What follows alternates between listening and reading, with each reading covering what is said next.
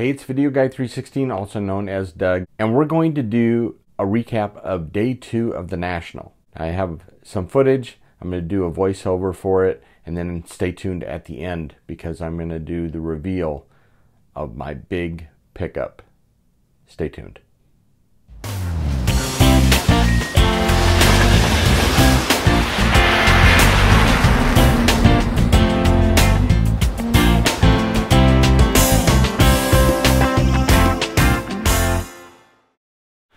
Day 2 started off filled with excitement and anticipation.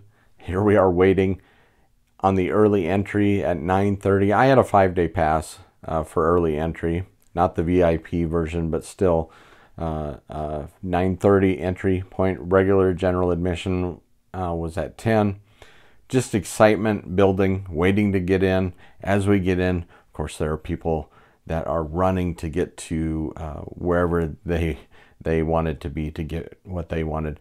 But if you're there at the show and you know the bathroom situation, then yeah, there you go. There. Again, we're just trying to get our bearings on what to do first on this first full day for us. Looking at the dealer cases, looking at cards I have never seen before in person, kind of just soaking it all in, not having a huge budget, just wondering and going over the possibilities of what I could get, combinations of cards that I could get, totally, foregoing the list that I had made, all these things running through your mind. The National is like nothing I've ever been to before. The amount of cards, the beautiful cards. Let's look at all those Jackies, Ernie Banks, rookie. Mantles. I salivated over the Mantles.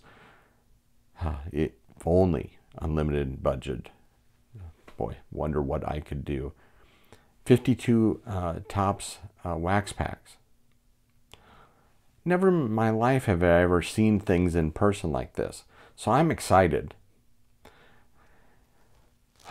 What a thrill day 2 was. It was exhausting, but I am on the hunt, and I decided that I was going to stick to my guns. I'm on the hunt, for certain things. I was trying to look for a 34 Butterfinger. I ended up finding that at 2 places. 2 places. One was Ashes from Legacy Cards. Many YouTubers know him. And then, of course, the situation that happened in Dallas with the theft of his cards from the Dallas show. Meeting Ash in person, super nice person, willing to work with me on a price, and ultimately I politely declined his offer on the 34 Butterfinger, and you'll see that here in just a few seconds. As we look at these cards, everything is so beautiful, so beautiful. Here, just going through different dealer cases, looking at cards when I could. I did run into several YouTubers. Was excited to meet folks. It just is, it's overwhelming, and you're trying to focus, and all of this commotion and sometimes chaos is going on around you. Here's Doug, Joe Wood Collector, wonderful man. And then here I am looking at another 55 Koufax, which is on my list. We are scrutinizing it. And of course I'm talking with my son. They're trying to figure out a way to, is this the one? And I ultimately decided that this is the one I was going to go for. So, yes. Let the bargaining begin. Man loved bargaining as much as an Arab trader, and he was was twice as shrewd. I was so excited. They accepted my offer. And here we are. Now here I'm showing Adam Vintage Sanctuary, my pickup. Steven with the PH, my pickup. More on those guys on the recap. But here it is. The 55 Sandy Koufax. This card is stunning. Now it's an authentic altered.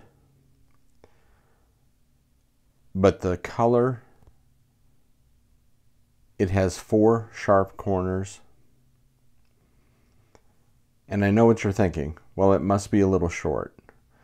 And so I'll show you some footage from home in comparison to a couple other 55s that I have. And if it's short, I can't tell it. There is a slight mark down where my thumb is. Looks like a pencil mark. But this card is beautiful. And I'm so happy to pick it up. Now I'm back home in my card room.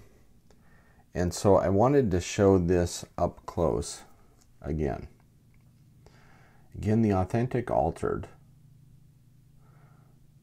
But just look at the color and those corners. And again, it has a slight, what appears to be a pencil mark. It's right there. And so I was afraid it was short. And so now that I'm back home, I wanted to compare it to another 55 that I have on the Eddie Lopat. And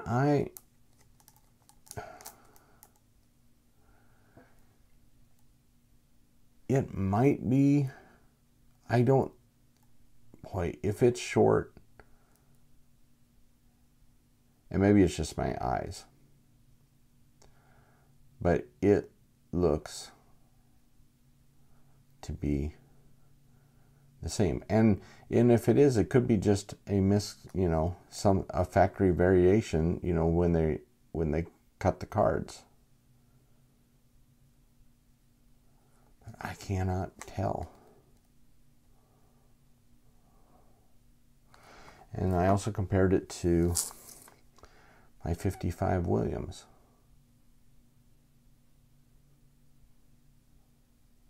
Again, it looks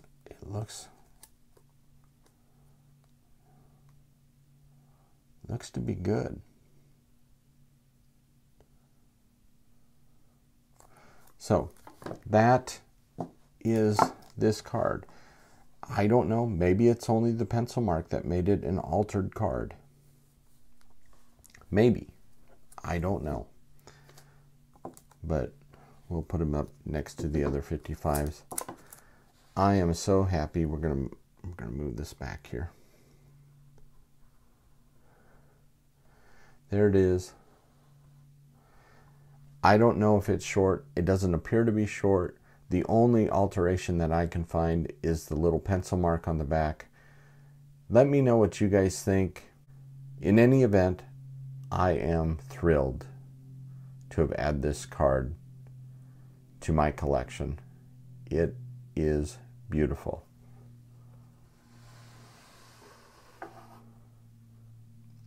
Thanks for watching.